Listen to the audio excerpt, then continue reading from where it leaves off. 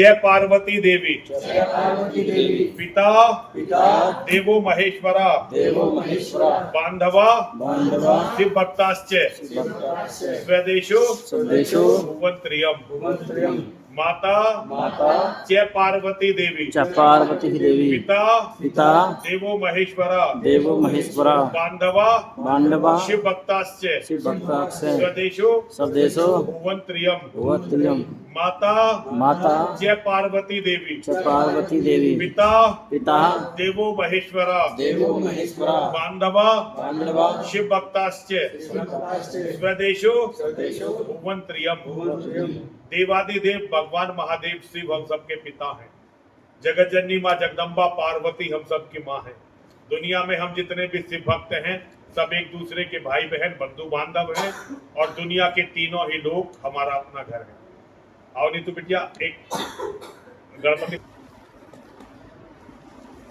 गजेंद्र भाई दलदल की दलदल में खुद को कितना बांटे जाओगे, कुर्बानी की खातिर एक एक कर छांटे जाओगे, यूं अलग रहे तो बिना कफन कब्रों में पाटे जाओगे और नाखूनों से नहीं बढ़ो।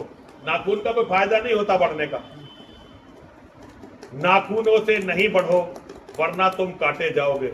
हमारे अंदर का जो अहंकार होता है ना, स्वार्थ जो होता है, ये बढ़ता है बेकार में सबसे ज्यादा।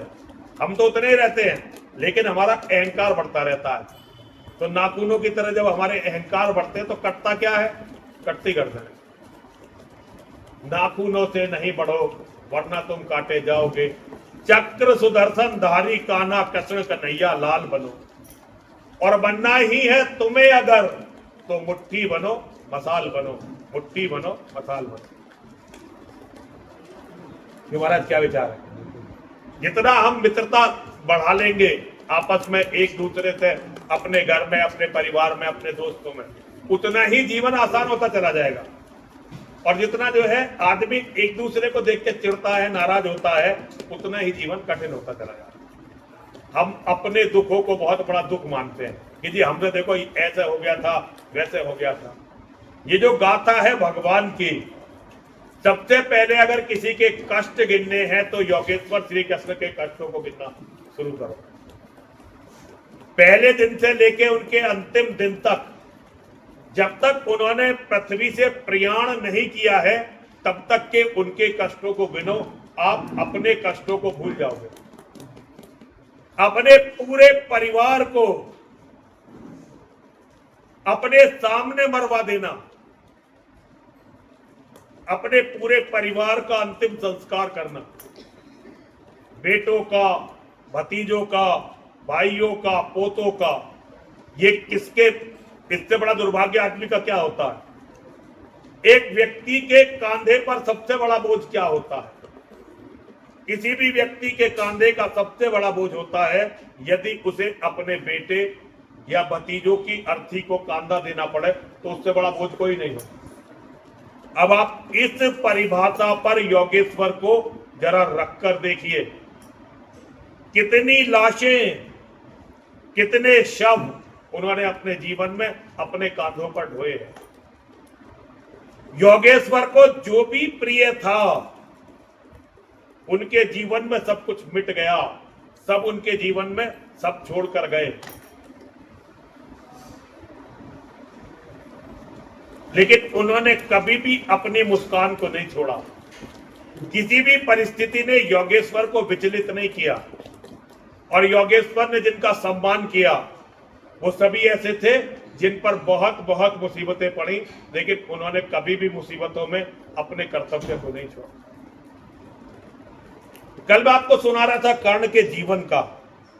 कर्ण के जीवन का मैं आपको बता रहा था कि कर्ण के सामने किस तरह से एक सांप आया, और उस सांप ने कर्ण से आकर कहा कि भाई अगर तू मुझे यहां एक रास्ता बना दे अर्जुन तक पहुंचने का, तो मैं अर्जुन को अभी मार दूंगा।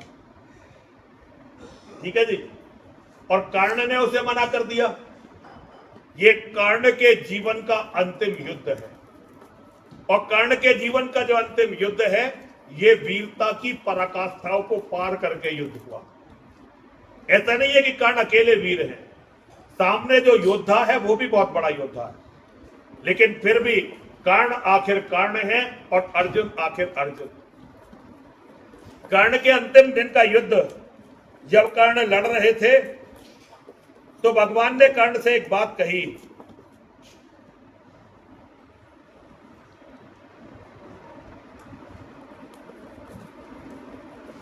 भगवान ने कर्ण से कहा, भगवान ने अर्जुन को बोली एक बात, अर्जुन देखो किस तरह कर्ण सारी सेना पर टूट रहा, किस तरह पांडवों का पौरुष होकर असंख्य हो लूट रहा। देखो जिस तरफ उधर केवल उसके बाण दिखाई देते हैं, बस जिधर सुनो केवल उसके हुंकार सुनाई देते हैं। कैसी करालता, क्या लाघव, कितना पौरुष, कैसा प्रहार, किस गौरव से यह वीर दुरथ कर रहा समरवन में विहार। व्यूहों पर व्यूह फटे जाते, संग्राम उजड़ता जाता है। ऐसे तो नहीं कमल दल में कुंजर भी धूम मचाता है। हाथी जो कमल का जो तालाब होता है जिसमें कमल हो जाते हैं, उसमें अगर कभी हाथी घुस जाता है तो पूरे कमल के तालाब को उजाड़ देता है। भगवान ने अर्जुन से कहा कि देख अर्जुन, आज ये कर्ण जिस तरह से तेरी सेना को काट रहा है, उजाड़ रहा है, ऐसे तो हाथी भी तालाब को नहीं उजाड़ पाते। इस पुरुष सिंह का देख समर, मेरे तो हुए निहाल नैन। कुछ बुरा ना मानो कहता हूं तुमसे चीर निगूढ़ वचन, इसके साथ तेरा बल भी मैं खूब जानता आया हूं, पर तुझसे बढ़कर वीर सदा मैं इसे मानता आया हूं। और आज तो देख चरम वीरता, यही सोचता हूं मन में, है भी कोई जो जीत सके इस अतुल धनुर्धर को रण में। मैं चक्र सुदर्शन धरूं और गांडीव अगर तू तानेगा, तब भी शायद ही आज कर्ण आतंक हमारा मानेगा। यह नहीं देह का बल केवल, अंतर नभ के भी विवस्वान है, किए हुए मिलकर इसको इतना प्रचंड जाजल्यमान। सामान्य पुरुष यह नहीं, कोई तपोनिष्ठ व्रतधारी है, और मृतिका पुंज यह मनुज ज्योतियों के जग का अधिकारी है, ज्योतियों के जग का अधिकारी है। कर रहा काल सा घोर समर। देखिए योगेश्वर ने क्या विशेषण दिया है, कर रहा काल सा घोर समर, जय का अनंत विश्वास लिए। एक ऐसा व्यक्ति, हम जरा सी बात में अपनी हिम्मत तोड़ लेते हैं, हताश होकर बैठ जाते हैं। कर्ण वो व्यक्ति है जिसे यह अच्छी तरह से पता है कि मैं इस युद्ध को जीत नहीं सकता। कर्ण ने पहले ही भगवान से कह दिया था कि जिसके साथ तुम हो उसे कोई हरा नहीं सकता। हमारा तो सबसे बड़ा दुर्भाग्य है, तुम्हारे दुश्मनों में खड़ा होना पड़ रहा है। हमें उनकी तरफ खड़ा होना पड़ रहा है जिन पर तुम्हारी कृपा नहीं है। मैं अच्छी तरह से जानता हूं, मैं अर्जुन को हरा नहीं सकता। जब अर्जुन को हराया नहीं जा सकता तो आज कर्ण का भाग्य उसको उसकी मृत्यु की तरफ ले जा रहा है। लेकिन जो व्यक्ति मृत्यु की तरफ जाने वाला है, उसका शौर्य, उसका पौरुष, उसका पुरुषार्थ, उसकी वीरता, उसका साहस कि स्वयं भगवान उसे प्रणाम करने पर मजबूर होते हैं। कर रहा काल सा घोर समर, जय का अनंत विश्वास लिए। है घूम रहा निर्भय जाने, भीतर क्या दिव्य प्रकाश लिए। जब भी देखो आंख सामने गड़ी अर्जुन पर है, भूल गया कि एक शीश इसके अपने भी तन पर है। अर्जुन तुम भी अपने समस्त विक्रम बल का आह्वान करो, अर्जित असंख्य विद्याओं का हो सजग हृदय में ध्यान करो। जो भी हो तुम में तेज, चरम पर उसे खींच लाना होगा। तैयार रहो, कुछ चमत्कार तुमको भी दिखलाना होगा। तैयार रहो, कुछ चमत्कार तुमको भी दिखलाना होगा। अर्जुन तेरे सामने जो ये योद्धा खड़ा हुआ है, एक ऐसा योद्धा जिसके पग पग पर शाप उसके पैरों को पकड़े हुए हैं। गुरु का अभिशाप है कि मृत्यु से पहले जो विद्या गुरु ने सिखाई है उसके चरम को भूल जाएगा। अगर आजकल किसी को बता दो ना भैया थोड़ी दिक्कत चल रही है, थोड़ा सा व्यापार में घाटा हो जाए, थोड़ा सा बच्चों से झगड़ा हो जाए, आदमी डिप्रेशन में आ जाता है। भाई क्यों डिप्रेशन में आते हो? असल में आदमी ने अपने अंदर की आध्यात्मिकता को छोड़ दिया। आजकल लोग अपने धर्म पर विश्वास नहीं करते। मैं आपको एक बात बताना चाहता हूं, अगर आप अपने धर्म पर विश्वास करेंगे तो एक बात समझ लीजिए, दुनिया में कोई भी चीज आपको धोखा दे सकती है, धर्म आपको धोखा नहीं देगा। और जो धर्म को धोखा देते हैं उनके इस विश्वासघात की क्षमा कोई भगवान नहीं कर सकता। आप धर्म की शरण में रहिए, दुनिया में कुछ भी हो जाएगा, आप कभी भी पराजित नहीं होंगे। देखिए, मैं ये नहीं कहता कि आप मरेंगे नहीं, अमर हो जाएंगे। दुनिया में जो भी आया है मरेगा तो जरूर। ये लाभ हानि, यश अपयश, ये सब विधि के हाथ होते हैं और ये इसी तरह चलते रहते हैं। इन पर किसी का जोर नहीं चलता। लेकिन जो धर्म की शरण में रहते हैं उनका जीवन बहुत आसान हो जाता है। आप भगवान पर विश्वास करिए।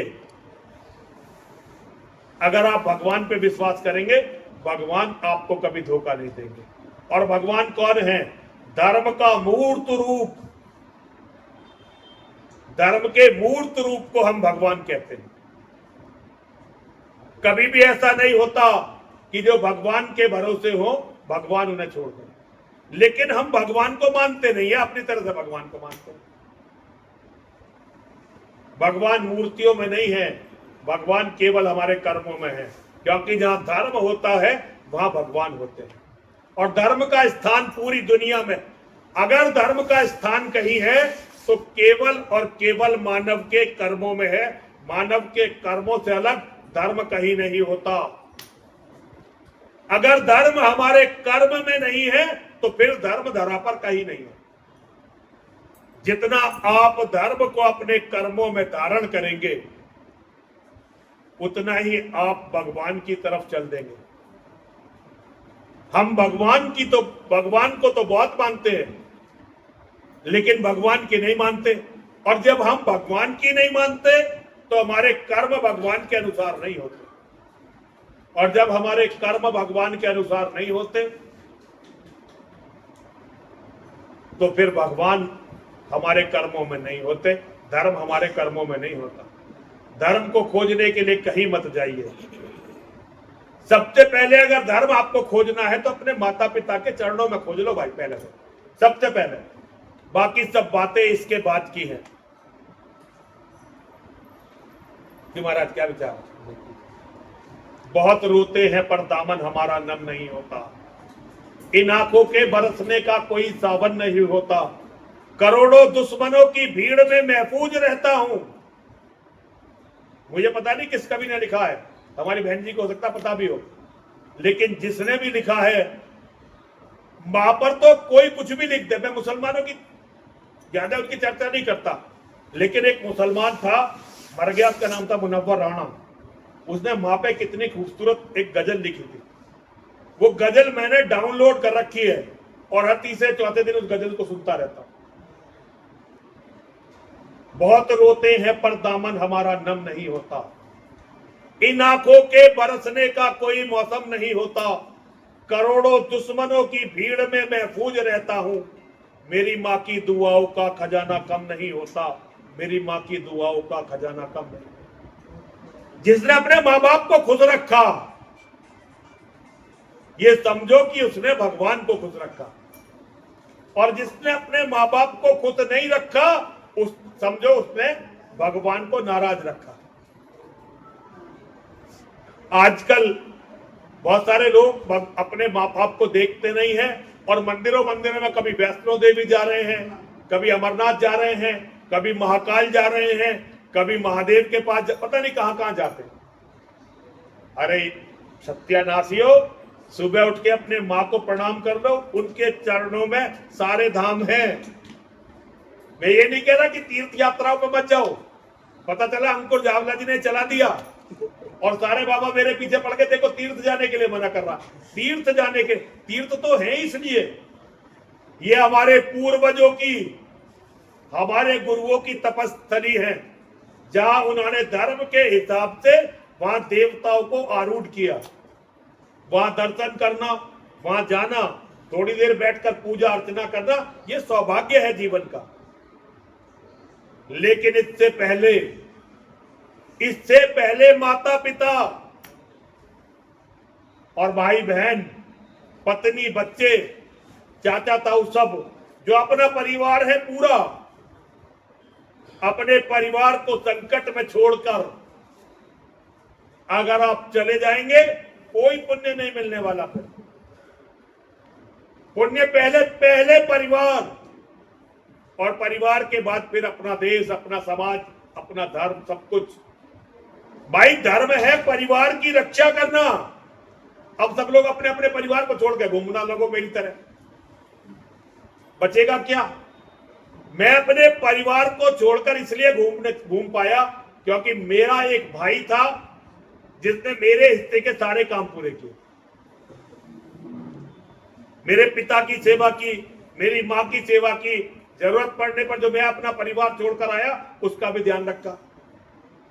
तो मैंने पाप किया, उसने पुण्य किया।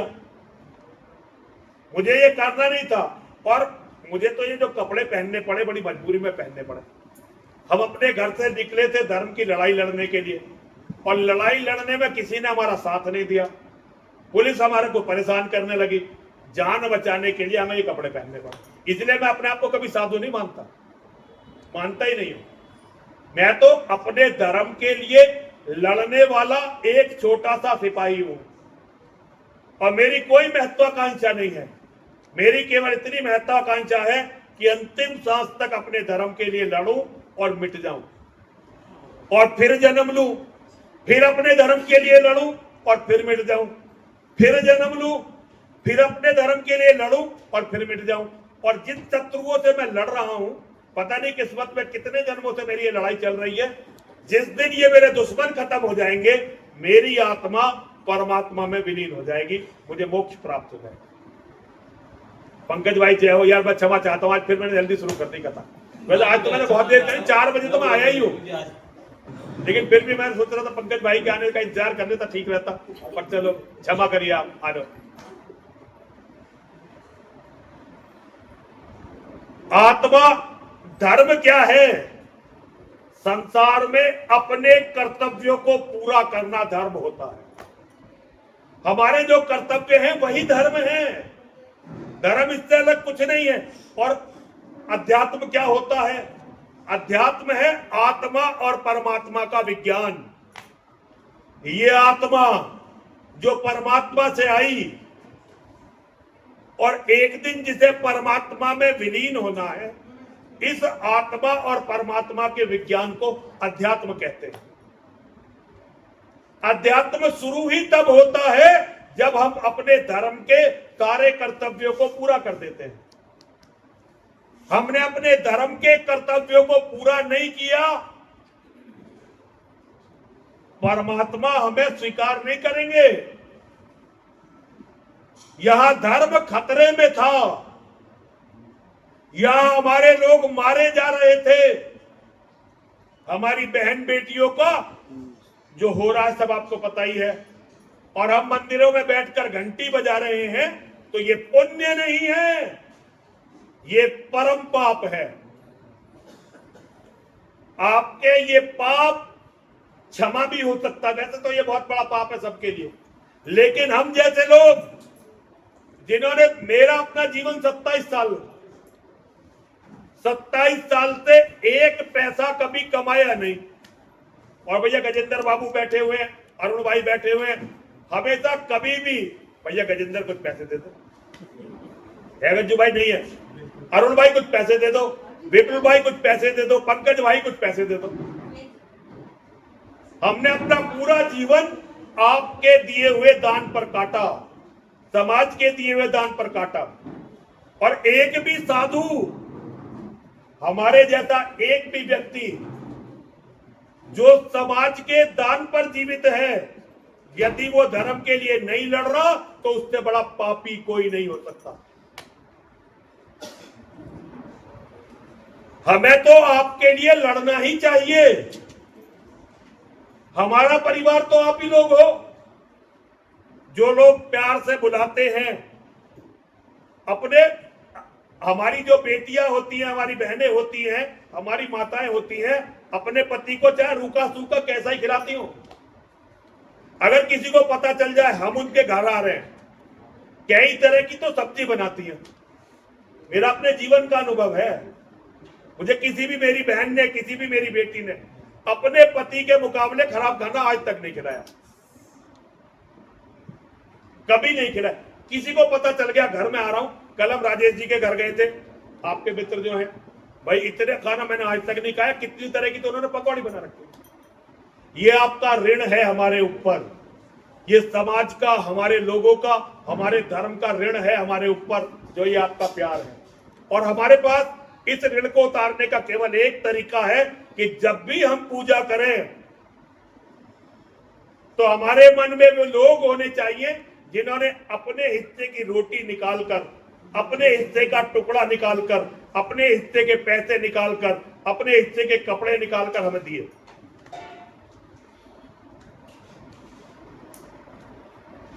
हम दानियों की बात करते हैं, इसलिए भगवान कहते हैं कि दानियों की जड़ हमेशा हरी रहती है, दानियों का कभी विनाश नहीं होता। जिनको दान देने की आदत होती है, और एक बात समझ लीजिए आप, आज तक धरती पे ऐसा कोई व्यक्ति नहीं हुआ जो दान दे के बर्बाद हुआ हो। आप जितना दान देंगे परमात्मा आपके कोष को उतना ही बनेगा। धरती पे ऐसे ऐसे दानी हुए हैं जिन्होंने सारे दिन रात दान किया, उन पर कभी भी लक्ष्मी, ऐसा नहीं हुआ कि मां लक्ष्मी की कृपा कम हो गई हो। जितना उन्होंने दान किया, मां की कृपा उन पर उतनी बढ़ी, उनका धन उतना बढ़ा, और परिवार के सारे अपशकुन धीरे धीरे खत्म हो गए। सबसे मुश्किल काम है दान को लेना। दान देने वाले ने किसी भी मनोभाव से दिया है, बस धर्म के दुश्मन को ना दिया हो। दान 3 तरह का होता है। आज मुझे कथा अपनी जल्दी जल्दी पूरी करनी है, वरना मैं आपको श्लोकों से बताता। दान 3 तरह का होता है। एक सात्विक दान होता है। सात्विक दान वो होता है जो किसी योग्य व्यक्ति को देखकर वैसे ही दिया जाता है, जिसके पीछे कोई जरा सा भी स्वार्थ नहीं होता, वो होता है सात्विक दान। बस दे दिया, देने के लिए दिया, और दिया सुपात्र को, ऐसे व्यक्ति को जो आपके दान का सदुपयोग करेगा, ऐसे व्यक्ति को दिया हुआ दान सात्विक दान होता है। और एक दान होता है राजसिक दान, जो राजाओं की तरह दिया जाता है, जिसमें यह होता है भाई दान देने वाला हमारी थोड़ी प्रशंसा तो जरूर करेगा, थोड़ा मन में अहंकार भी होता है भाई दान दे रहे हैं, और ये दान भी शुभ है। सात्विक और राजसिक दान, ये दोनों दान शुभ है। लेकिन यदि आपने अपने धर्म के शत्रुओं को कुछ भी दान कर दिया, आपने यदि धर्म के शत्रुओं को दान दे दिया और समझबूझ के दान दे दिया कि हमारा दान उन्हें जा रहा है, तो ये वंश विनाश का कारण बने। अच्छा, उसमें अगर मान लो आपने अनजाने में दे दिया तो भगवान क्षमा कर देंगे। अनजाने में कितनी ही बड़ी गलती हो, अनजाने में कितनी ही बड़ी गलती हो, वो क्षमा कर दी जाती है। लेकिन जानबूझकर जो किया जाता है वो गलती नहीं होती, अपराध होता है। अगर अनजाने में आपने किसी के साथ ये कर दिया तो यह है गलती, और जानबूझ के किसी को दान दिया धर्म के दुश्मन को, तो यह है अपराध। क्योंकि धर्म के दुश्मन जितने बढ़ेंगे, धर्म को उतनी ही हानि होगी। जितने धर्म के दुश्मन ताकतवर होंगे, धर्म को उतनी ही हानि होगी। तो हमें धर्म के दुश्मनों को बढ़ाना नहीं होता, हमें धर्म के दुश्मनों को कम करना होता है। लेकिन ये हिंदुओं की सबसे बड़ी बात है, वो इस चीज को समझना ही नहीं चाहते। वो कहते हैं जी आदमी आदमी में क्या अंतर है। अरे भाई, आदमी आदमी में कैसे अंतर नहीं है। एक है जो मानवता को पल्लवित पोषित करते हैं और एक है जो मानवता को खत्म करना चाहते हैं। दोनों में अंतर क्यों नहीं है भाई। एक लोग हैं वो मेहनत कर रहे हैं और उनका पूरा प्रयास है कि हम भी बढ़े और पूरा देश बढ़े, पूरी मानवता बढ़े।